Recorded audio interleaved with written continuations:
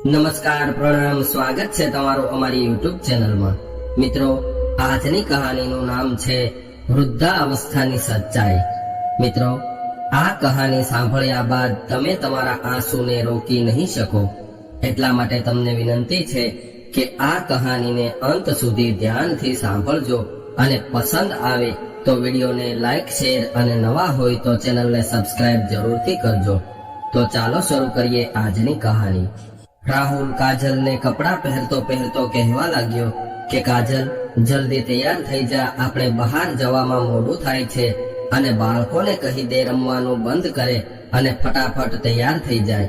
કાજલે કહ્યું, અમે તો તૈયાર જ છીએ, પરંતુ તમે તો એવી રીતે તૈયાર થયા છો કે જાણે આ પાર્ટી તમારા સન્માનમાં રાખવામાં આવી હોય। એટલે રાહુલ ખુશ થઈને કહેવા લાગ્યો કે હા, આજે મારી ઓફિસમાં કામ કરવા વાળા જેટલા પણ વૃદ્ધ લોકો છે, જેમની ઉંમર 75 વર્ષથી ઉપર છે, એમને બોલાવ્યા છે અને એ બધા જ લોકોને સન્માનિત કરવામાં આવશે અને એમને પૈસા આપીને પુરસ્કાર આપવામાં આવશે।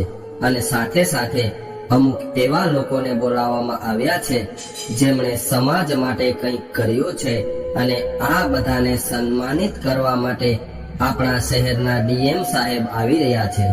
એટલે તું હવે વાર ન લગાવ અને જલ્દીથી તૈયાર થઈને આપણે નીકળી જઈએ। ત્યારે જ બાળકો રમતા રમતા રૂમમાં આવ્યા અને રાહુલે જોયું તો બાળકો તો હજુ તૈયાર થયા નહોતા। એટલે રાહુલ તેને ખીજાયો અને કહેવા લાગ્યો કે ફટાફટ તૈયાર થઈ જાઓ, આપણે 5 મિનિટમાં નીકળવાનું છે। રાહુલ અને કાજલ 5 મિનિટમાં બાળકોને તૈયાર કરી અને પોતાની કારની ચાવી લઈને બહાર આવ્યા। કારમાં બેસીને એ જગ્યાએ પહોંચી ગયા જ્યાં વરિષ્ઠ લોકોના સન્માનમાં પાર્ટી રાખવામાં આવી હતી।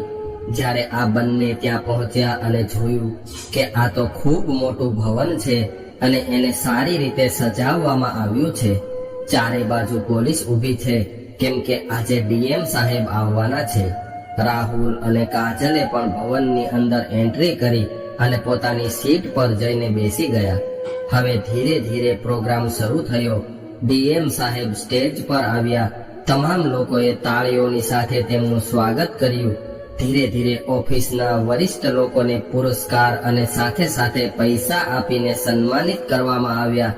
અંતમાં ડીએમ સાહેબ વરિષ્ઠ લોકોના સન્માનમાં થોડા શબ્દો બોલે છે અને કહે છે કે આજે હું એક એવા વ્યક્તિ સાથે તમારી મુલાકાત કરાવવાનો છું જેમણે સમાજ માટે અને વરિષ્ઠ લોકો માટે ઘણું બધું કર્યું છે અને વૃદ્ધ લોકો માટે તો એ એક દેવદૂત સમાન છે।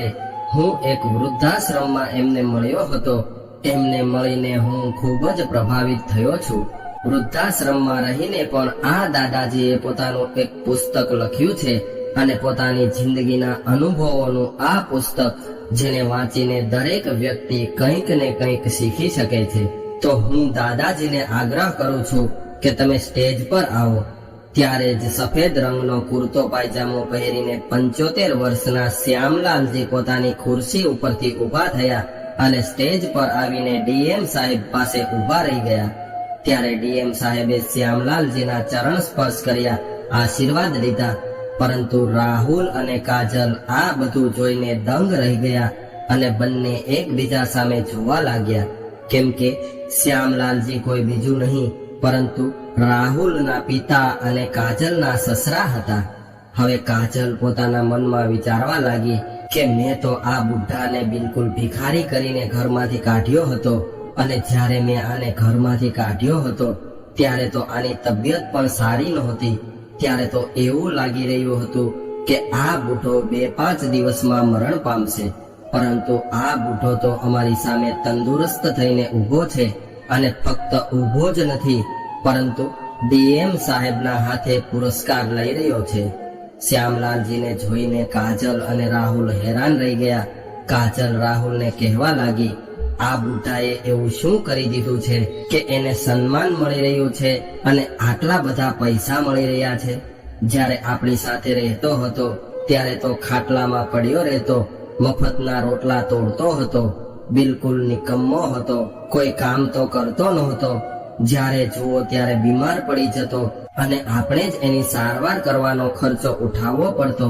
એટલા માટે તો આપણે બંનેએ આને ઘરમાંથી બહાર કાઢ્યો હતો. ત્યારે રાહુલ પણ એ દિવસને યાદ કરવા લાગ્યો જ્યારે સવારમાં તેમની પિતાજી સાથે ખૂબ જ માથાકૂટ થઈ હતી. શ્યામલાલજીની ઘણા દિવસથી તબિયત સારી નહોતી.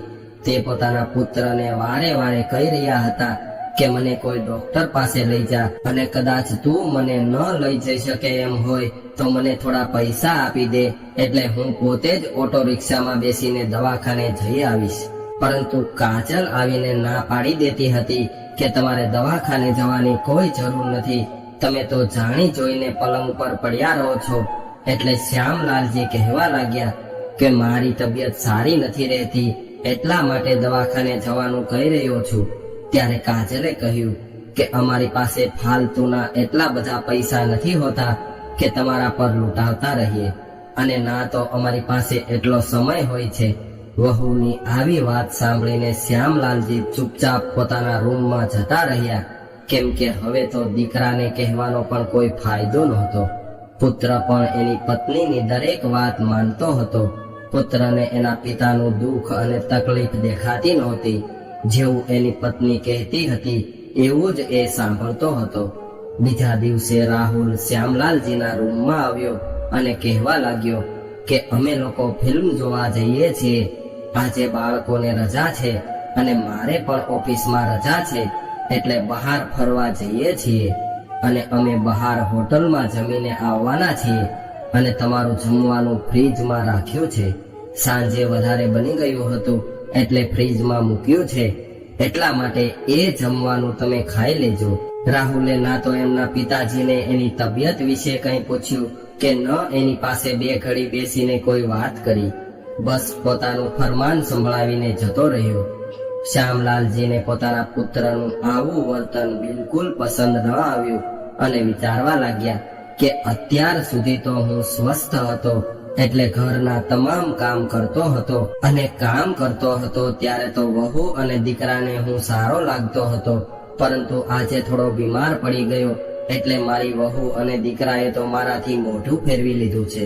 તેમણે એટલો પણ વિચાર ન કર્યો કે મારા વૃદ્ધ પિતાની તબિયત સારી નથી તો આજે ઘરે રોકાઈ જઈએ, એને કંઈક જમવાનું બનાવીને ખવડાવીએ. પરંતુ નહીં, મારા પુત્ર અને વહુને તો આ બધું નાટક લાગે છે. હવે વહુ અને પુત્ર એના બાળકોને લઈને ફરવા જવા નીકળે છે. કાજલ જતા સમયે એના સસરાજીને સમજાવતી ગઈ કે તમારે ઘરમાં જ્યાં ત્યાં ઘૂમવાની જરૂર નથી, તમે તમારા રૂમમાં જ બેસી રહેજો, ફ્રીજમાંથી જમવાનું લઈને જમી લેજો, અને ઘરના કોઈ પણ સામાનને હાથ પણ લગાવતા નહીં. હું જેવું ઘર મૂકીને જાઉં છું એવું જ રહેવું જોઈએ. આટલું કહીને આ બંને નીકળી ગયા. હવે બપોર થયું હતું અને શ્યામલાલજીને ભૂખ લાગી હતી. તેઓ ખૂબ મુશ્કેલીથી પોતાની લાકડી ઉઠાવીને રસોડામાં ગયા. ફ્રીજ ખોલ્યું તો એમણે જોયું કે એમાં કાલ રાતનું જમવાનું વધ્યું હતું. તે એક કટોરી દાળ ભાત પડ્યા હતા. ઠંડા થયેલા દાળ ભાત જોઈને શ્યામલાલજીને થોડી વાર માટે તો ખાવાનું મન ન થયું, પરંતુ શું કરે, ખૂબ જ ભૂખ લાગી હતી, એટલા માટે તેઓ આ ઠંડા થઈ ગયેલા દાળ ભાત ખાવા માટે મજબૂર હતા. શ્યામલાલજીએ આ વાસી ખાવાનું ખાઈ લીધું, પરંતુ આ વાસી ભોજન ખાધા બાદ શ્યામલાલજીની તબિયત વધારે બગડી ગઈ. એમના પેટમાં તો પહેલાથી જ ઇન્ફેક્શન હતું, જેના લીધે તેને આટલા દિવસોથી તાવ આવી રહ્યો હતો. તેમણે તેના પુત્રને દવાખાને જવાનું ઘણીવાર કીધું હતું, પરંતુ પુત્ર એને દવાખાને ન લઈ ગયો, અને હવે વાસી ખાવાનું ખાવાથી તેમને ઉલટી થવા લાગી. જ્યાં સુધીમાં તે વોશરૂમમાં પહોંચે ત્યાં તો એને ઉલટી થઈ ગઈ હતી. હવે ઉલટી થવાના લીધે રસોડું ખરાબ થઈ ગયું. આસપાસમાં સામાન પડેલો હતો તેને પણ ઝાંટા ઉડ્યા. આ જોઈને શ્યામલાલજી રસોડામાં સફાઈ કરવા માટે સાવરણી અને પોતું લઈને આવ્યા. ત્યાં તો એનો પુત્ર અને વહુ પણ મૂવી જોઈને આવી ગયા. કાજલે આવીને જોયું કે આખા ઘરને આ બુટ્ટાએ ખરાબ કરી દીધું છે. આજુબાજુમાં મૂકેલી તમામ વસ્તુઓને પણ ખરાબ કરી દીધી છે. આ જોઈને કાજલને ખૂબ જ ગુસ્સો આવ્યો અને તે ચિલ્લાવા લાગી અને શ્યામલાલજીને કહેવા લાગી કે નીકળી જાઓ અત્યારે ને અત્યારે મારા ઘરમાંથી બહાર. તમે તો આખા ઘરને ગંદુ કરી રાખ્યું છે. હું તમને કેટલા સમજાવીને ગઈ હતી કે ઘરને ગંદુ નહીં કરતા, પરંતુ તમને તો કોઈ વાત સમજાતી જ નથી. ત્યારે શ્યામલાલજી રાહુલ તરફ કંઈક કહેવાની દ્રષ્ટિથી જોવા લાગ્યા, પરંતુ રાહુલ પણ શ્યામલાલજીને ચિલ્લાઈને કહેવા લાગ્યો કે તમને કહ્યું હતું કે તમે તમારા રૂમમાં જ રહેજો, તો પછી બહાર નીકળવાની શું જરૂર હતી? તમે તો આખા ઘરને ગંદુ કરીને રાખી દીધું છે. તમારી તો જરાક તબિયત ખરાબ થાય એટલે તમે આખા ઘરને માથા ઉપર ઉઠાવી લ્યો છો. હવે મારાથી તમારા આ રોજના નખરા નથી સહન થતા. તમે તો શાંતિથી જીવતા નથી અને અમને પણ શાંતિથી જીવવા દેતા નથી. આનાથી તો સારું હોત કે માની જગ્યાએ તમે મરી ગયા હોત. માં જીવતી હોત તો ઘરમાં થોડું કામ તો કરતી હોત. તમે તો બસ ઘરમાં પડ્યા રહો છો. તમે જ્યારથી પ્રાઇવેટ સ્કૂલમાં ભણાવવાનું બંધ કર્યું છે ત્યારથી બધો જ ખર્ચો મારે જ કરવો પડે છે. રાહુલની આવી વાત સાંભળીને શ્યામલાલજીની ધીરજ તૂટી ગઈ. તેનાથી હવે સહન નહોતું થઈ રહ્યું. વહુ અને દીકરો તેની સાથે થોડી ઘણી પણ હમદર્દી રાખવાના બદલે તેમની સામે ઉલટું સીધું બોલી રહ્યા હતા. વહુ અને દીકરાને ખબર હતી કે મારી તબિયત ખરાબ છે, તો પણ મને એકલો છોડીને મૂવી જોવા જતા રહ્યા. આ લોકોને જરા પણ એમના વૃદ્ધ પિતાની ચિંતા નથી. મેં મારા પુત્ર માટે શું નથી કર્યું. હું એક પ્રાઇવેટ સ્કૂલમાં હિન્દી ટીચર હતો. મારી પાસે એટલા પૈસા પણ નહોતા. મેં જેમ તેમ કરીને થોડા ઘણા પૈસા બચાવીને મેં મારા દીકરાને ભણાવ્યો ગણાવ્યો. એને એટલો લાયક બનાવ્યો કે આજે આવડી મોટી નોકરી કરે છે, સરકારી ઓફિસર છે. તો પણ તે પોતાના વૃદ્ધ પિતાની જરાક પણ ઇજ્જત નથી કરતો. શ્યામલાલજી પોતાના પુત્ર અને વહુને કંઈ નથી કહેતા, કેમ કે એમને ખબર છે કે તે કંઈ પણ કહે છે તો વહુ અને દીકરો એનો વિરોધ કરવાના છે. શ્યામલાલજીની વાતને ઘરમાં કોઈ સમજવા વાળું હતું નહીં. હવે શ્યામલાલજી પોતાના રૂમમાં આવ્યા. થોડી વાર માટે ખુરશી પર બેસી ગયા અને વિચાર કરવા લાગ્યા. ત્યારબાદ તેમણે એક બેગ ઉઠાવ્યો અને બેગમાં પોતાના 2 જોડી કપડાં ભર્યા અને પોતાની ડાયરી અને કલમ ઉઠાવી લીધી, કેમ કે તેમને ડાયરી લખવાનો ખૂબ જ શોખ હતો. હવે શ્યામલાલ પોતાની લાકડી લઈને ઘરેથી નીકળી ગયા. થોડા આગળ જઈને તેમણે તેના એક જૂના મિત્રને ફોન કર્યો, જે ઘણા સમયથી એક વૃદ્ધાશ્રમમાં રહેતો હતો. તેની સાથે વાત કરતા કરતા કહેવા લાગ્યા કે હું પણ વૃદ્ધાશ્રમમાં આવવા માંગુ છું. આવી રીતે શ્યામલાલજી તેના મિત્રના વૃદ્ધાશ્રમમાં પહોંચી ગયા અને ત્યાં રહીને પોતાના જીવનના અંતિમ સમયને વિતાવવા લાગ્યા. અને ત્યાં રહીને શ્યામલાલજી પોતાની ડાયરી લખતા રહેતા, જેમાં તેઓ પોતાના જીવનના અનુભવો લખતા હતા. તેમની પત્ની સાથે રહેવાનો અનુભવ, પોતાના પુત્ર અને વહુના કડવા અનુભવો, વૃદ્ધાવસ્થાની સચ્ચાઈનો અનુભવ. તેમણે પોતાના જીવનના દરેક સમયના અનુભવો આ ડાયરીમાં લખ્યા હતા. એક દિવસ શ્યામલાલજીના મિત્રએ આ ડાયરી વાંચી લીધી અને ડાયરી વાંચીને શ્યામલાલજીને સલાહ આપી કે તમે તો ખૂબ જ સારી ડાયરી લખી છે. અરે, તમે જે આ ડાયરીમાં લખ્યું છે એ તો તમામ માતા પિતાની વૃદ્ધાવસ્થાનું દર્દ છે. દરેક માતા પિતા આ દુઃખ દર્દમાંથી ગુજરે છે. અરે શ્યામલાલજી, તમે તો જીવંત રૂપથી એક દુઃખી પિતાની કહાની આ ડાયરીમાં લખી છે. તમે એક કામ કરો, આ ડાયરીને એક બુકના રૂપમાં છપાવી દો, જેનાથી બીજા માતા પિતાઓ તમારી ડાયરીમાંથી કંઈક શીખી શકે અને પોતાના પુત્ર અને પુત્રવધૂના અત્યાચારોથી બચી શકે. અને તમે આ વૃદ્ધાશ્રમમાં રહીને તમામ લોકોની કેટલી સહાયતા કરો છો તે હું 1 વર્ષથી જોઈ રહ્યો છું. તમે દરેક લોકોની સહાયતા કરવા માટે હંમેશા તત્પર રહો છો. દરેક વ્યક્તિ તમારા સારા સ્વભાવથી પ્રભાવિત છે. આટલી મોટી ઉંમર હોવા છતાં પણ તમે ખૂબ જ તંદુરસ્ત છો અને હંમેશા દરેક લોકોને સકારાત્મક રહેવાની સલાહ આપો છો અને દરેક લોકોનું મનોરંજન કરો છો. હવે શ્યામલાલજીને તેમના મિત્રની વાત પસંદ આવી અને બીજા દિવસે તે પોતાના મિત્ર સાથે પોતાની ડાયરીને એક બુકના રૂપમાં છપાવવા માટે નીકળી ગયા. થોડા દિવસ બાદ આ બુક છપાઈ ગઈ અને માર્કેટમાં આવી ગઈ. ધીરે ધીરે આ પુસ્તક એટલું બધું ધૂમ મચાવવા લાગ્યું કે દરેક વ્યક્તિ આ પુસ્તક ખરીદવા માંગતો હતો. આ પુસ્તકનું નામ શ્યામલાલજીએ વૃદ્ધાવસ્થાની સચ્ચાઈ રાખ્યું હતું. તમામ લોકો આ પુસ્તકને ખૂબ જ પસંદ કરી રહ્યા હતા. હવે ધીરે ધીરે શ્યામલાલજીનું ખૂબ જ નામ થવા લાગ્યું હતું અને આજે તો એ સ્થિતિએ પહોંચી ગયા હતા કે શહેરના ડીએમએ ખુદ શ્યામલાલજીનું નામ એક વરિષ્ઠ વ્યક્તિઓના લિસ્ટમાં સન્માનિત કરવા માટે લીધું હતું. નમસ્કાર દોસ્તો, આવા અવાજ સાથે શ્યામલાલજીએ હાથમાં માઇક લઈને સ્ટેજ પર બોલવાનું શરૂ કર્યું ત્યારે તમામ લોકોનું ધ્યાન શ્યામલાલજી તરફ થયું. રાહુલ અને કાજલ પણ શ્યામલાલજીને જોવા લાગ્યા. હવે શ્યામલાલજી કહેવા લાગ્યા કે મેં જે પુસ્તક લખ્યું છે એ પુસ્તક જ નથી પરંતુ એક હકીકત છે. આજના સમાજમાં ઘણા બધા ઘરોમાં માતા પિતા સાથે દુર્વ્યવહાર થાય છે.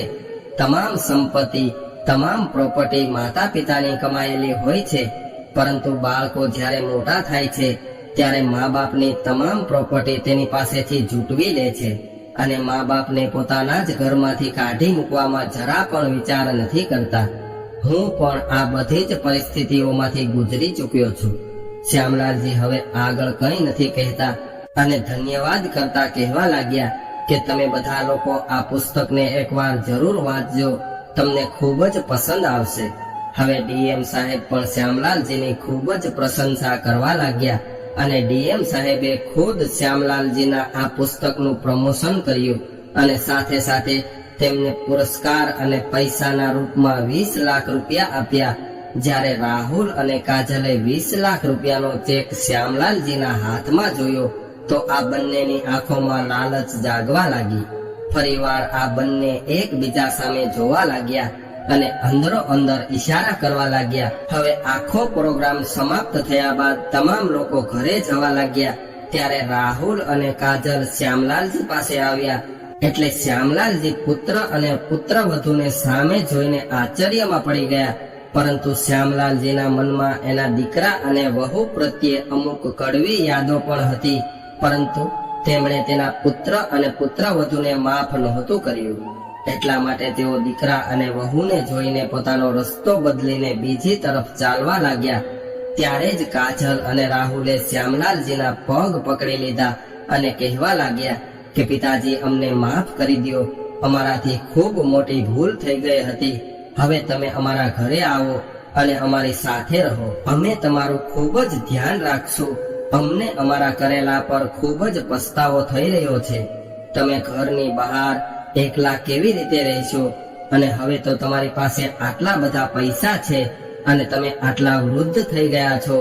સમાજમાં અલગ અલગ પ્રકારના લોકો રહે છે.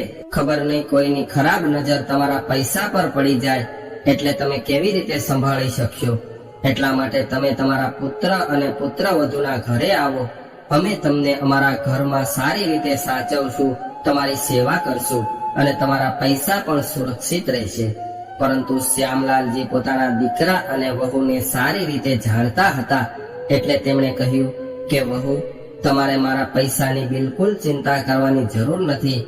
મેં તો પહેલાથી જ વિચારી લીધું છે કે મારે મારા પૈસાનું શું કરવાનું છે.